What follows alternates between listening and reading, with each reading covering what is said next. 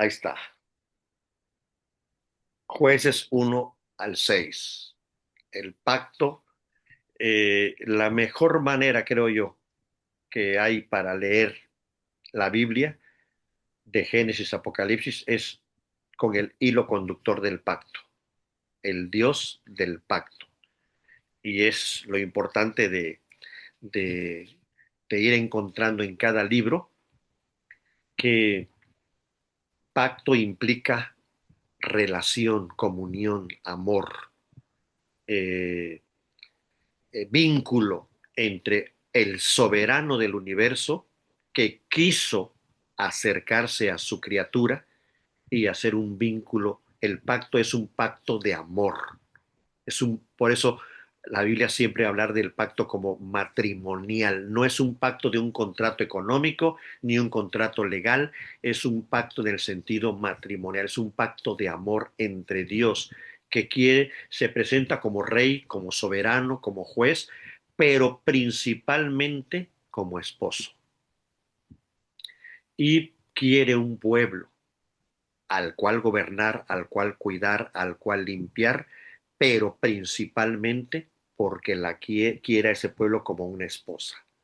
Entonces, si perdemos de vista este esquema del pacto y nos olvidamos que más que, que una relación entre Dios y el hombre es un vínculo amoroso al estilo matrimonial, perdemos de vista la riqueza de la Biblia porque vamos a seguirla leyendo como un Dios juez temeroso que exige de sus súbditos obediencia y necesita que si obedecen les da premios, pero si no obedecen los aplasta y los castiga. Y entonces perdemos de vista la riqueza de que el Dios que se acercó en Sinaí lo que quiso es hacer un pacto con un pueblo para hacer de ese pueblo su amada esposa. Por eso quiso descender y habitar en medio de él y no mantenerse lejano. Todo este cumplimiento hoy lo entendemos nosotros, quizás los que no tengan el Nuevo Testamento no lo entiendan tan claramente, porque es precisamente con Cristo que Él va a decir varias veces que es su novia y que viene por su esposa. Y es el Nuevo Testamento que va a reafirmar la idea de que el vínculo entre Dios y su pueblo es un vínculo de amor, pero de amor matrimonial, de este amor que está presente en toda la Biblia de diferentes maneras, pero principalmente en esta obra de Cristo por su iglesia, ¿no? Entonces, esa es un poquito la línea.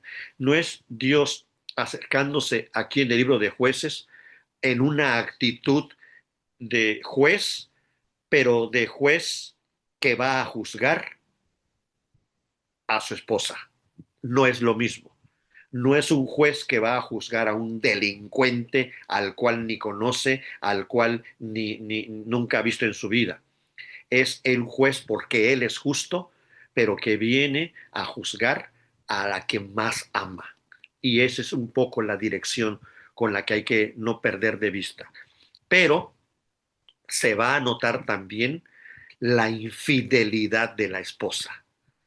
Ya no solamente hay que verlo en el sentido de el pueblo infiel, el pueblo que quebró el pacto, así como es como dos personas que hicieron un contrato económico y otro le falló.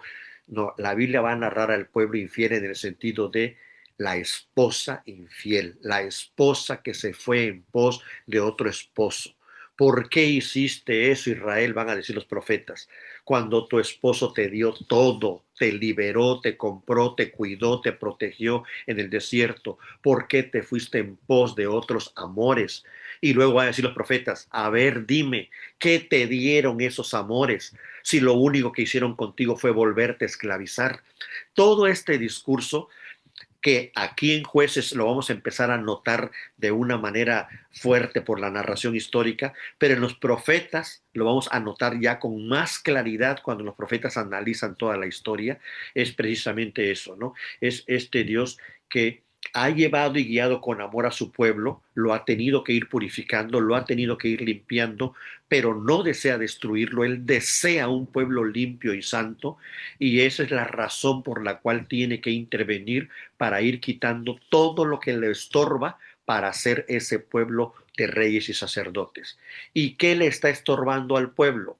Precisamente en este momento de jueces, la comodidad, esta sensación de sentirse bien ya en la tierra, esa sensación de sentir ya que ya no les falta nada, y entonces eh, esta sensación de ver que no es tan peligroso los otros pueblos de alrededor, ni que son tan peligrosos los reyes vecinos, y aquí es donde empieza Israel a fallar y no solamente a ser infiel, sino a depravarse.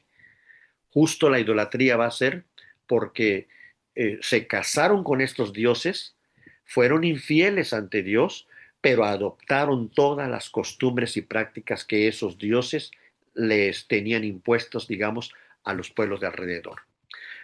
Pero aún así, en medio de esta infidelidad, Dios va por su esposa una y otra vez.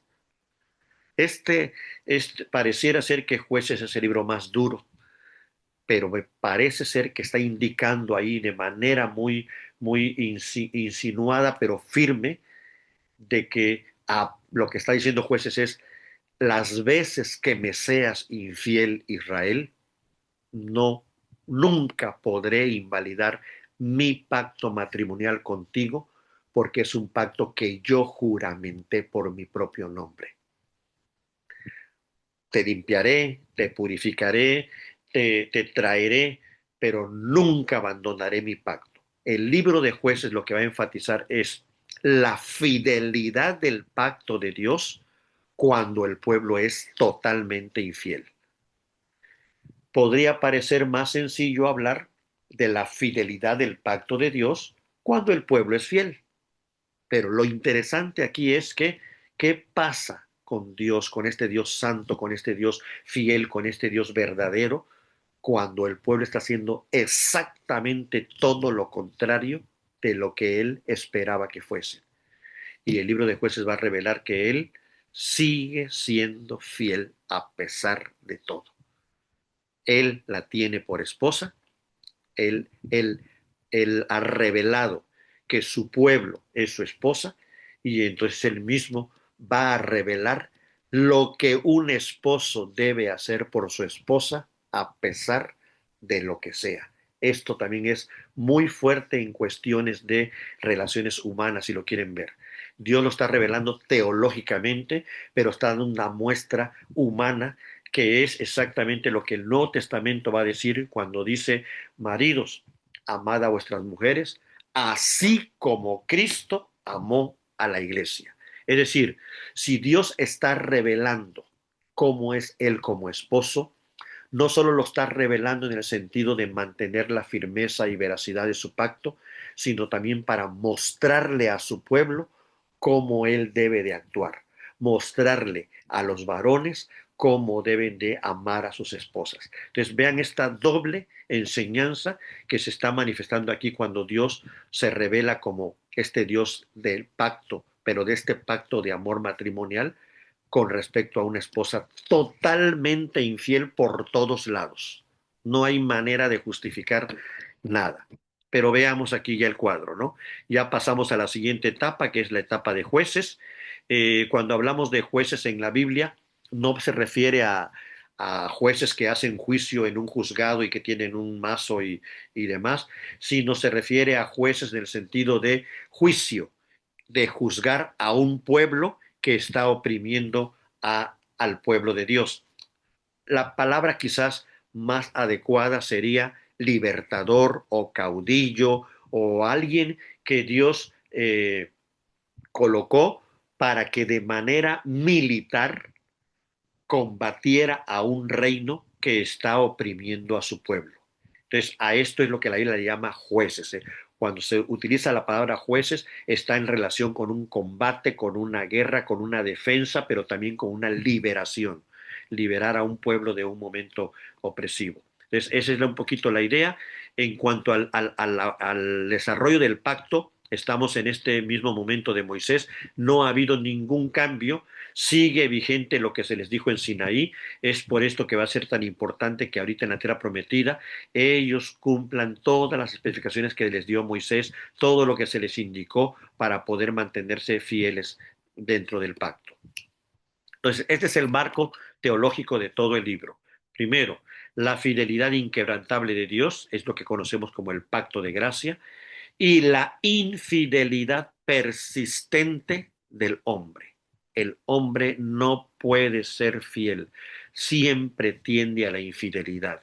Tiene que haber algo que le cambie ese corazón porque de manera natural él es infiel y no puede ser de otra manera. Entonces aquí ya vemos, por un lado, la infidelidad del hombre no elimina la fidelidad de Dios porque es inquebrantable, es por su pacto, pero Dios ya está buscando el cómo solucionar, él ya tiene el remedio de cómo solucionar la situación humana de infidelidad persistente. Y eso es lo que va Cristo a realizar por medio de su Espíritu en el Nuevo Testamento, un nuevo corazón. Entonces, el mismo libro clama que hay un pueblo en crisis porque no tiene rey, no hay nadie que lo guíe, no hay nadie que lo dirija, y los jueces pues son temporales, son aparte geográficos. Los jueces que se levantaban eran de una tribu para defender a esa parte de la tribu, pero por otro lado había otro tipo de problemas y Dios levantaba a otro juez en el norte y a otro en el este. O sea, los jueces que Dios levantó eran territoriales, no eran de todo el pueblo. A veces solamente funcionaban para esa parte del pueblo que estaba siendo oprimida, pero una vez que expulsaban a esos invasores, este juez continuaba viviendo en esa tribu, pero no se colocaba, digamos, como jefe de todas las demás tribus. Entonces estamos hablando también de que eran caudillos militares, pero también eran territoriales y a veces tribales. Solamente correspondían a una tribu y no dominaban, digamos, sobre las demás. Hubo ocasiones en que sí, uno que otro juez sí logró reunir a todas las demás tribus porque contra quien tenían que luchar así lo ameritaba, pero de nuevo regresaba a su lugar y no había esta categoría como de un rey, como de un gobernante de todas las tribus. Y por eso el mismo libro va a indicar que no había rey y está apuntando a la necesidad de un rey que le dé unidad a las tribus, pero también protección, pero también cuidado, pero también descanso. Entonces ya el libro empieza a anhelar ese cumplimiento. Justo ante la situación viene el anhelo de un rey perfecto. Esta es la distribución de los pueblos que existían antes de que Israel llegara. Aquí están los cananeos que dominaban toda la parte del mar Mediterráneo, los fereceos, los jebuseos que dominaban toda esta parte central, que de hecho no los pueden eliminar y dominan la región de aquí de lo que va a ser después Jerusalén, lo que corresponde a la tribu de Benjamín. También están los amorreos de este lado, los jerjeseos, los jebeos. O sea, todo el territorio estaba lleno de estos pueblos, algunas ciudades fortificadas, algunos eran nómadas. El caso es que cuando Josué llega y Dios lo guía, logran expulsarlos o eliminarlos de las principales ciudades o a los reyes más poderosos de cada región o a los reyes que tenían bajo su dominio a los demás de aquella región. Entonces, prácticamente la tarea de Josué fue quitar las cabezas principales. Al pueblo le tocaba la siguiente etapa que era el resto de la población. Pero muchos pueblos, amorreos, cananeos, al ver que estos reyes principales habían sido eliminados, se sintieron más fuertes porque también ellos eran oprimidos y se sintieron más estables y por eso buscaron alianzas con Israel. Entonces, digamos que por un lado hubo la desobediencia del pueblo de no expulsarlos, pero por otro lado hubo este aspecto de solidaridad, de comodidad, de comunicación entre los pueblos que ya habitaban en Israel para seguir habitando juntos, contrario a la instrucción radical que Dios les había dado para esos 7 pueblos, solo para esos 7 pueblos.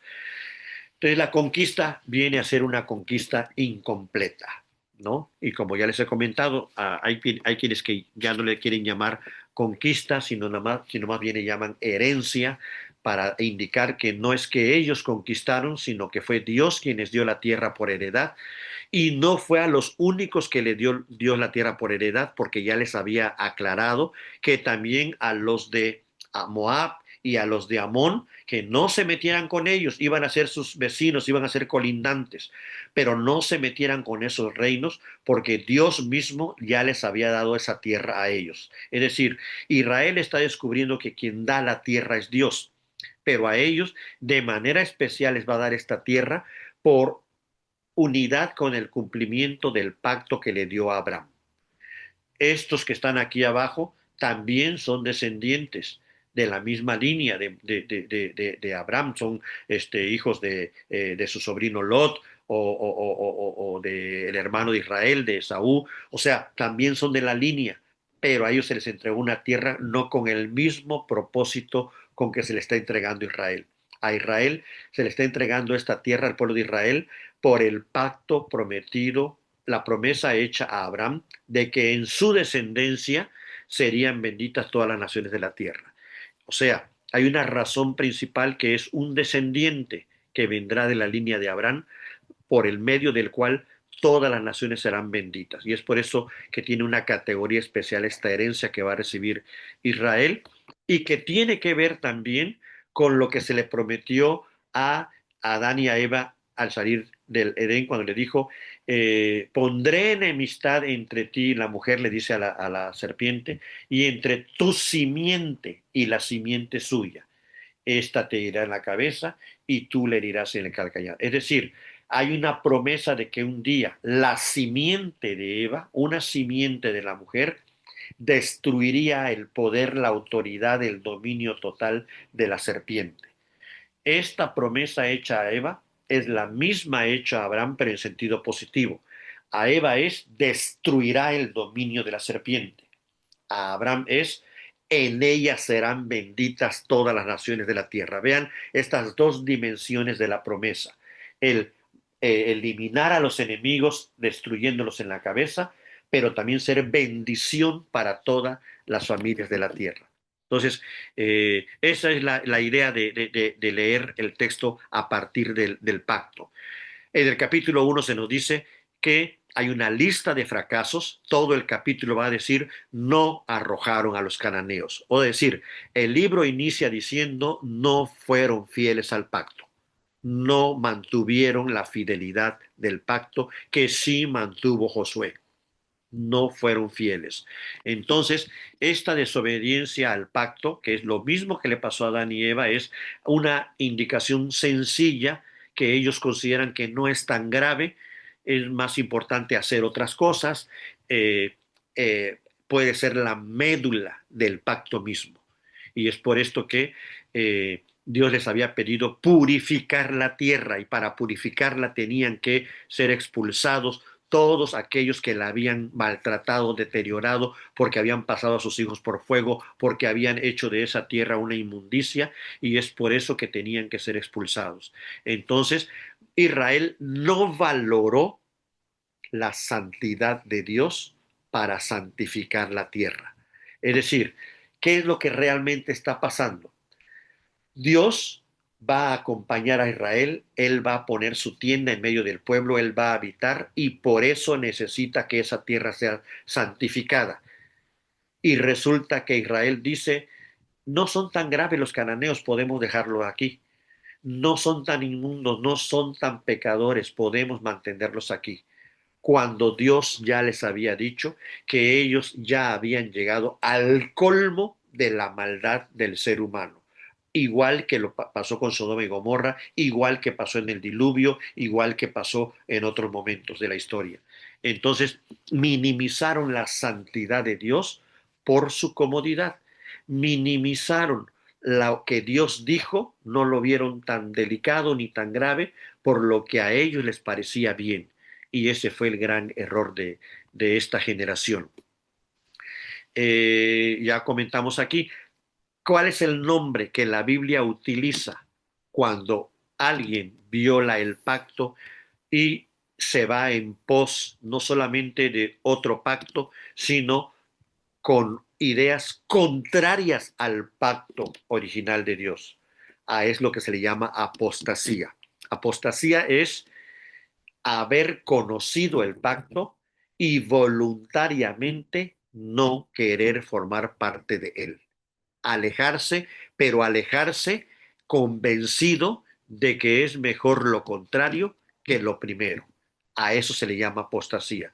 En el Nuevo Testamento se le llama apostasía no al que no cree en Cristo, a él se le considera como alguien que debe ser evangelizado, alguien que está alejado, perdido, pero debe de conocer la verdad. En el Nuevo Testamento se llama apostasía aquel que habiendo conocido a Cristo, ha decidido voluntariamente no querer ningún tipo de pacto ni relación con él y vivir su vida como a él bien le parezca. Entonces, la apostasía tiene que ver con el acto posterior al pacto. Habiendo ya estado en una condición pactual, decidir voluntariamente ya no querer vivir bajo el pacto. Eso es lo que se puede entender como apostasía. Entonces, lo que estamos viendo aquí en el libro de Jueces, aquí está el mapa de todos los pueblos que debieron de haber expulsado y no los expulsaron, y que como vamos a ver en Jueces, estos mismos pueblos fueron su sufrimiento, fueron su pesadilla, no solamente porque los aplastaron, los oprimieron, los saqueaban, les quitaran sus mujeres, les quitaban sus hijos, sino también porque hubo momentos en que hasta ellos los expulsaron de esas tierras que ya les habían heredado, pero peor aún, para no entrar en conflicto, hubo un momento en que el pueblo cedió y prefirió vivir como ellos y adoptar sus costumbres y adoptar sus dioses para que ya no los siguieran oprimiendo. Entonces, todo esto fue ocasión de infidelidad del pueblo. Eh, lo que notamos aquí es que hay un momento en que Israel se sentía fuerte, dice el texto en el capítulo 1, pero prefirió, en vez de expulsarlos, solamente ponerlos bajo tributo. Es decir, dejarlos viviendo, pero que les pagaran un tributo mensual o anual, ya sea con piedras, con metales o con alimentos, no sabemos, pero prefirieron considerarlos pueblos tributarios que expulsarlos. ¿Qué otro elemento de comodidad vemos aquí? Bueno, Dios les dio la tierra para que la trabajaran, para que la hicieran fructificar, para que es una indicación que está dada desde Génesis cuando Dios creó a Adán y a Eva. O sea, esto no es consecuencia del pecado, sino era antes del pecado, cuando Dios le dijo que se multiplicaran, que hicieran, que crecieran, fructificaran la tierra y demás. Es la misma indicación que Dios les da, pero ellos prefieren que otros la trabajen y que les entreguen el producto del trabajo, es decir, otro elemento más de comodidad. ¿Para qué expulsarlos, Señor, si nos pueden servir para nuestro beneficio? Vean todos estos elementos, el cómo cada quien va creando en su propia mente, a partir de su corazón desacomodado, sus criterios de qué es bueno y qué es malo, qué me conviene más y qué no, y hay un momento en que lo que Dios dice va quedando desplazado por lo que cada uno de nosotros va definiendo como lo mejor. ¿Qué significa eso en términos bíblicos? Falta de fe en el poder de Dios. Es decir, pues Dios ya me trajo hasta aquí y yo no sé si vayamos a sobrevivir. Prefiero que estos sean mis súbditos y me den de comer. No vaya a ser que yo siembre y no haya abundancia y no haya lluvia. Empezaron este elemento de falta de fe es falta de confianza en lo que Dios les había dicho. ¿De qué otra manera pudo haber sido falta de fe? En que alguien diga, no, son más fuertes que nosotros, no vamos a poder. Mejor hacemos un tratado de paz con ellos y vivimos en paz cada quien en una parte del territorio. ¿En qué sentido es falta de fe? Que Dios les había prometido que Él los entregaría en sus manos.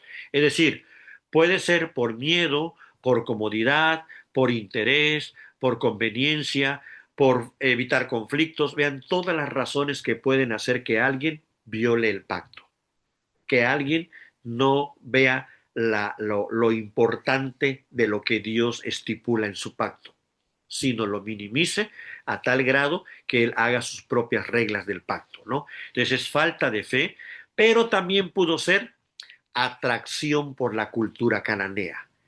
Eran más alegres, eran más divertidos, eran más, así tenían más fiestas, o sea, nada que no suceda en la actualidad, ¿no? Es muy atractivo el mundo, es tan ganas de estar allá en vez de estar en un culto aburrido, en vez de estar evangelizando gente que me está volteando la cara, en vez de estar viendo por los necesitados, o sea, esto prefiero esta atracción que el mundo me da. Bueno, cuando ellos llegan ahí con un código de vida muy diferente porque ellos tenían que vivir santamente para Dios y empiezan a ver el derroche y la inmoralidad de los pueblos cananeos que no quisieron expulsar, pues a la larga les parecieron atractivos. Pues es mejor vivir como ellos viven a vivir con tanta reglamentación. Entonces, esta atracción por la cultura cananea también fue otro golpe duro para el pueblo porque al final no solo terminaron imitándolos, superaron al maestro y terminaron peor que los cananeos. Entonces, todo esto ya apuntaba a la apostasía. A esto se le llama la cananización de Israel. Israel se cananizó, se empieza a parecer a lo que quería destruir y no solamente se parece, sino empieza a ser mejor que lo que querían destruir en sus costumbres y en sus prácticas. Pero esto significaba nuevamente esclavitud. Lo que el pueblo no detectó, que la advertencia que el Dios le dio de no parecerse a ellos, de expulsarlos, es porque estos pueblos ya eran esclavos incondicionales del pecado. Ya era irreversible su situación. Ya la esclavitud, el colmo del pecado al que ellos habían llegado, ya no había manera de vuelta atrás. Y eso es lo que no detectó Israel, que la advertencia de Dios es para no volver a ser esclavos de donde ellos habían salido. Entonces, lo que no destruyeron terminó esclavizándolos. Y por otro lado tenemos lo que ya comentamos, la geografía del pueblo, donde cada quien quedó ubicado, montaña, valle, cada parte del territorio tenía su bendición, pero tenía su advertencia. Eso mismo que es bendición puede ser, si no está bien colocado con el amor correcto, puede ser tu propia perdición y tu propia esclavitud. Eso mismo que Dios te da, ese mar, esa valle, esa montaña, que puede ser grande en bendición para ti si la colocas correctamente en el criterio de amor y nunca desplazan a Dios, puede ser tu principal esclavitud si desfasas a Dios y colocas a eso en primer lugar. Entonces, la geografía, vean algo tan importante, la geografía, el lugar donde habitamos, la ciudad en que vivimos, la vocación a la que nos dedicamos, todo eso fue dado por Dios. Si no lo colocamos en el amor correcto, puede convertirse en nuestra peor esclavitud. Todo es cuestión de amar correctamente.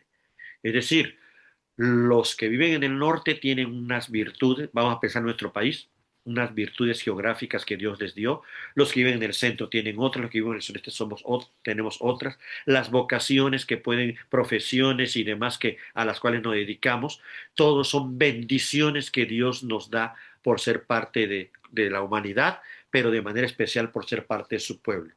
Pero tenemos que cuidarnos. Esta advertencia que dio Moisés es clara. Cuídate de cuando tengas abundancia. No te olvides de Jehová tu Dios. No vaya a ser que ames más lo creado que al creador. Y entonces esto aplica también para nosotros, ¿no? Hoy podemos decir, como dicen algunos teólogos, cada ciudad tiene sus propios demonios. Voy a decirlo de una manera más práctica. Cada ciudad desarrolla sus propios pecados, sus propias apostasías, sus propias inmoralidades. No es lo mismo vivir, qué sé yo, en Nueva York, que en Las Vegas, que en la Ciudad de México, que aquí en Ciudad del Carmen, que en China. Cada ciudad, cada va desarrollando y es lo que se conoce como el pecado estructural. Es decir, hay pecados individuales los que cada quien se tiene que enfrentar, pero también hay pecados estructurales, lo que donde nacemos o donde vivimos o donde en este momento estamos viviendo ya tiene sus propios diseños de ir contra lo que Dios ha pedido. Y muchas veces podemos adaptarnos porque como todo mundo lo hace, pues es fácil acomodarnos. Muchas veces podemos resistirnos, pero lo importante es detectarlos, identificarlos, porque aquello que no resistes o no expulsas, a la larga terminará esclavizando. ¿En qué consiste este capítulo? Bueno, ¿a qué apunta este capítulo en cuanto a nuestra visión redentora del plan de Dios completo? Que ya el capítulo anuncia de que venga un juez que sí expulse a todos los enemigos, que nos entregue y nos herede una tierra donde ya no haya ni un enemigo a vencer, porque Josué hizo, pero no terminó, y la generación siguiente a Josué no lo hizo. Es por esto que es tan importante el que Jesús en su primera venida haya vencido totalmente a los enemigos en la cabeza, destruyó al enemigo principal, pero en su segunda venida Él terminará de destruir a todos los enemigos, incluso la muerte, de tal manera que cuando Él nos entregue el nuevo cielo y la nueva tierra, no tenemos nada de qué preocuparnos porque no habrá ningún enemigo forastero y nadie que expulsar ni que vencer. Ahora sí, Él es el juez tan esperado, este juez que no solo expulsó, aniquiló el dominio del enemigo más poderoso, sino destruirá a cada enemigo y no permitirá que en esa herencia que Él nos va a dar exista nada que contamine su reino.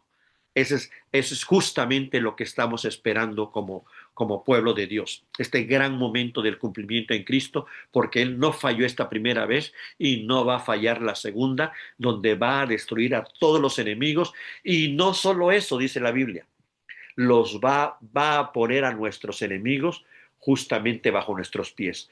Bajo los pies de Él ya están, pero su tarea va a llegar a tal punto que los va a colocar abajo de los pies de su pueblo. Es decir, no tendrán ya ningún dominio sobre su pueblo. Todo esto tiene que ver con aplastar con los pies la cabeza del enemigo. A eso se refiere el texto de quitarle todo dominio al enemigo. En este momento, Cristo le ha quitado todo dominio y en el día final entregará ese dominio totalmente también a su pueblo. No, ya ahí sí vamos a poder sentir con claridad que el pecado ha sido eliminado internamente y externamente. Ya no va a haber posibilidad alguna de que un corazón esté dañado ni que externamente haya algo que nos desvíe. Esa va a ser la gran victoria final en el reino de Cristo cuando él regrese. En el capítulo 2 es el que le comentaba yo, que se aparece el ángel de Jehová. Aquí obviamente ya hemos comentado que cuando se dice la frase ángel de Jehová, se están refiriendo de manera particular a alguien que representa a Jehová y que ya conforme hemos avanzado en nuestras lecturas nos damos cuenta que es Cristo, que se presentaba en el Antiguo Testamento de una forma, digamos, pre-encarnada, todavía no era su encarnación, todavía no había sucedido el gran milagro de la encarnación, pero él ya visitaba a su pueblo y le revelaba y lo conducía y lo guiaba. Bueno, en este momento en Jueces se presenta ya no igual que con Josué, donde se presentó como el capitán de los ejércitos. Ahora se presenta para juzgarlos y decirles, no habéis atendido a mi voz. Vean que no les dice, vengo porque no se están portando bien, vengo porque no atendieron a mi voz. Si recuerdan lo que les dije, si recuerdan lo que tenían que hacer, y es en ese momento donde se reafirma que el gran error del pueblo era haber dejado estos pueblos ahí, viviendo entre ellos, porque estos pueblos ya estaban en un nivel de pecaminosidad que ya el juicio de Dios estaba sobre ellos. Entonces, Él viene no solamente a hacer juicio, sino en este momento también a llamar al arrepentimiento. Cada que Cristo viene para indicarnos algo que no está bien, no es definitivo, sino es un llamado al arrepentimiento. El definitivo será el día que Él regrese por última vez. Pero cada que en este momento escuchamos su palabra, leemos en la Biblia, oímos de alguien que indica que algo no estamos bien, es fuerte, sí, pero es como padre, de un padre a hijo, llamando, regresa rápido, no te quedes ahí donde estás. ¿Cuál ha sido el problema? No obedeciste mi voz, obedécela. Ahí está la clave. Entonces, es un llamado al arrepentimiento. A este lugar se le llamó Boquín, porque Boquín en hebreo significa lamento o lugar de llanto, porque el pueblo lloró. El pueblo se dio cuenta de que habían fallado, de que se habían olvidado de respetar las palabras del pacto. Y a partir de aquí vemos lo que Juan nos decía, el círculo vicioso o la espiral descendente.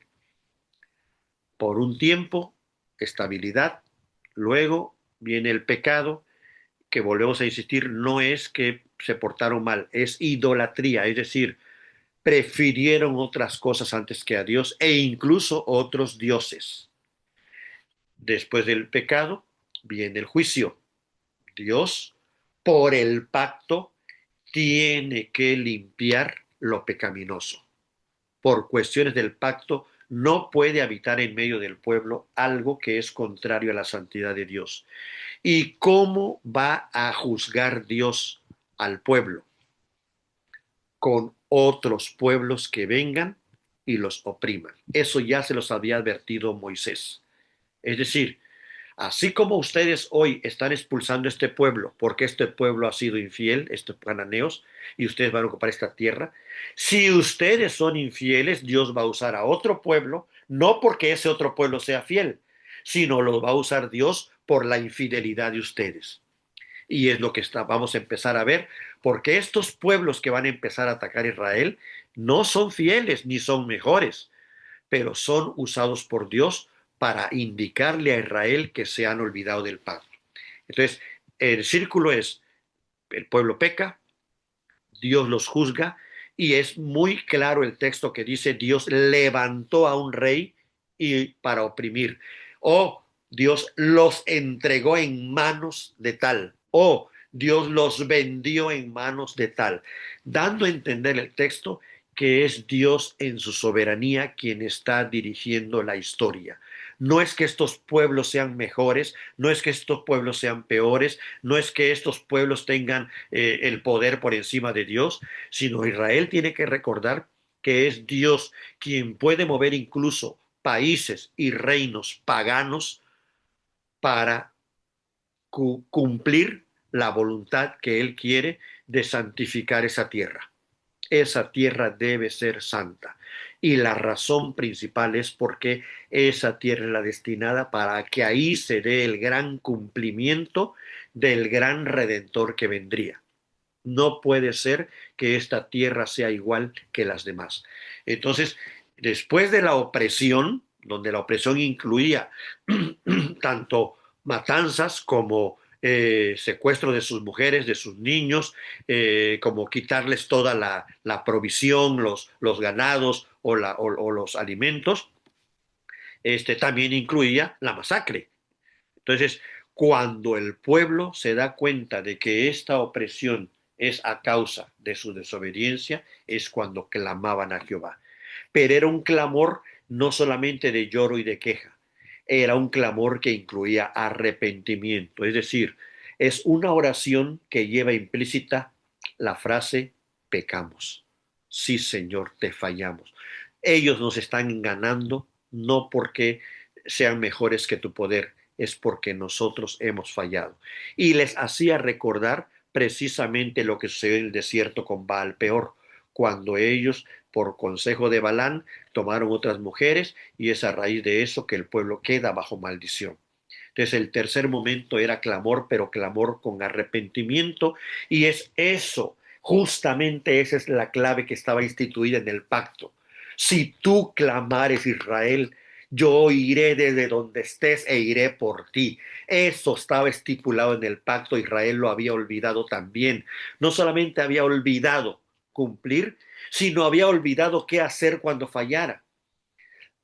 Y este momento de clamor es lo que inmediatamente activa la misericordia de Dios y él inmediatamente levanta a un juez, no porque fuera el mejor, no porque fuera grandioso, es porque él lo llenaba de su espíritu para que ese juez, con las herramientas que tuviera, ya sea pocos hombres, ya sea una quijada, ya sea un puñal, herramientas a veces absurdas, pero Dios iba a demostrar y a mostrar que lo que podía lograr que el pueblo quedara otra vez libre no era su poderío militar y no era la debilidad o fortaleza de los reinos de alrededor, era regresar al pacto, regresar como se debe, clamando, clamando en arrepentimiento, en el reconocimiento de que ahí estuvo siempre la opción, pero la olvidaban.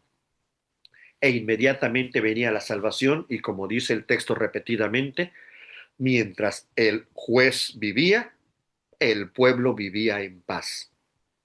Conocían la razón por la cual Dios les había dado la tierra, el descanso, ese famoso Shabbat, ese famoso momento de shalom, de armonía entre Dios, pueblo, tierra, esa armonía total que Dios quiso desde el Edén.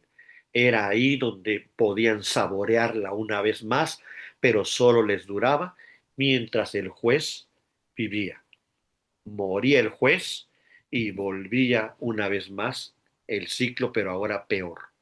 Un pecado más grave, opresión más grave, clamor y arrepentimiento más profundo y venía otra vez la salvación de Dios. Hasta ahí le vamos a dejar.